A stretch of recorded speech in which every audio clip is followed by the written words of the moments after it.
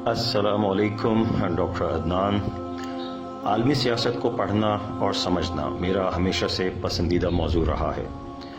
Professor doctor Mohammad Masood Ahmad अलैहिर्रहमा के साथ होने वाली मेरी नशिस्त व बर्खास्त और सोहबतों से मुझे आलमी सियासत को समझने का बड़ा मौका मिला और उनसे कई दफ़ा इन हवालों से गुफ्तगू भी रही। मैंने हमेशा आपको हर मौजू पे बहुत ज़ीरक और दूर अंदेश पाया।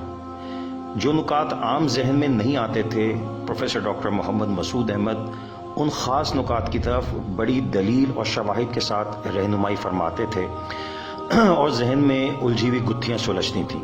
आइए अब इस मजमून के मतन की तरफ चलते हैं। ये उस दौर की बात है जब अहकर सन शऊर को पहुँच रहा था। ये वो ज़माना था जब रूस अफगानिस्तान में एक तवील जंग लड़कर पसपा इख्तियार कर रहा था।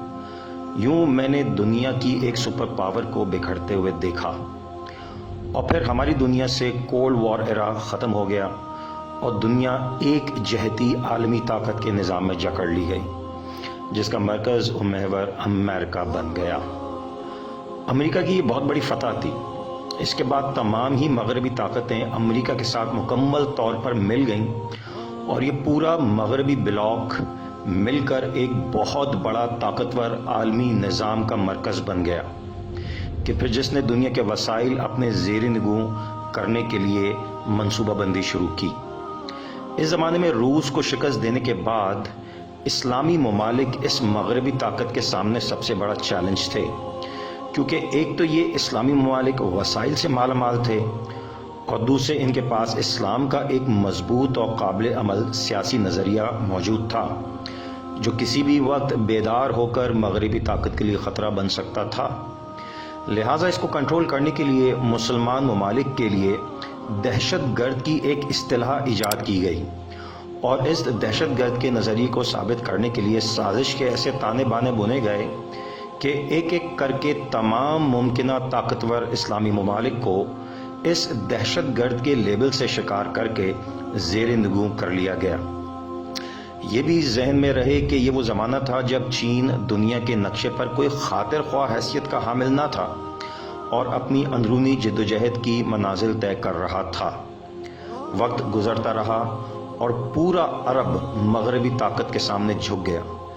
इराक और लिबिया को सबक सिखा दिए गए और सऊदिया और अरब इमारात भी अय्याशियों से खोखले होते हुए मगरबी ताकत के सामने ढेर हो गए। इसराइल अपनी ताकत हर मैदान में बढ़ाता रहा और मिस्र और तुर्की इनकी बेहतरीन दोस्त बन गए। पाकिस्तान तो पहले ही दिन से मगरबी ताकत का खामोश फ्रंट मैन बनकर रहा और इनके मकासद को इस खित्ते में आगे बढ़ाता रहा। एक तल्ख हकीकत जो मैं वाज़े करना चाहता हूँ वो ये है कि तारीख़ का हकीकत पसंदाना तजिया करे तो ये कड़वी हकीकत वाज़े होती है कि पाकिस्तान के वजूद में आते ही ये मुल्क सरमायादाराना निज़ाम को चलाने वाली ताकतों के सामने ऐसे सरनिगू होता दिखाई दिया कि जैसे इस मुल्क के बनाने का मकसद ही ये हो। वो कि आवाम को ये खुशफहमी ज़रूर थी और रही कि ये मुल्क इस्लाम का किला है और इस्लाम को नाफिज करने के लिए बना है, मगर आज तक यहाँ की सादा और जज्बाती आवाम को इस खुशफहमी में मुब्तला रखा गया कि यहाँ इस्लामी निज़ाम नाफिज होगा, हालांकि ज़मीनी हक़ाइक़ कुछ और ही बता रहे हैं। अब देखते हैं कि आगे चलकर ये मुल्क किस डगर को इख्तियार करता है, क्योंकि अब मज़ीद दोगली नौइयत की पॉलिसियाँ इस मुल्क को नहीं चला सकेंगी। अब आने वाले वक्तों में एक हतमी फ़ैसला ज़रूर करना होगा। इसी असना में एक इस्लामी मुल्क ऐसा भी दिखाई दिया जहाँ तारीख़ अपना आप दोहराती नज़र आई। इस मुल्क को कभी किसी मगरबी ताकत ने ना पहले कभी फतह किया और ना आज फतह कर सका। ये मुल्क अफगानिस्तान था। मगरबी ताकत के लिए अफगानिस्तान लोहे का चना साबित हुआ। आज 20 साल तक इस मुल्क की खाक छानने के बाद और बज़ाहिर अपने मकासद हासिल ना कर सकने के बाद मगरबी ताकत अपने इस खेल को नए सिरे से तरतीब दे रही हैं। मेरा मौक़िफ़ ये है कि इन मगरबी ताकतों को ये वक्ती पसपाई ज़रूर है, मगर हतमी फ़ैसला कुन मरहला अभी आना बाकी है जिसकी तैयारियां की जा रही हैं, क्योंकि इस खित्ते को इसके हाल पर छोड़ना خطرے سے خالی نہ ہوگا۔ یہاں سے کوئی ایسی طاقت پیدا ہونے کا خطرہ ہمیشہ رہے گا کہ جو مغربی طاقت کے کھیل کو ہمیشہ کے لیے الٹ کر رکھ سکتا ہے۔ یہ ایک بہت بڑا کھیل شروع ہونے جا رہا ہے۔ اب چین دنیا کے نقشے پر اپنی حیثیت منوا رہا ہے، جو مغربی طاقت کے لیے چیلنج بن رہا ہے۔ وسطی ایشیائی ممالک ایک نئی انگڑائی لے رہے ہیں اور اپنی حیثیت پہچان رہے ہیں۔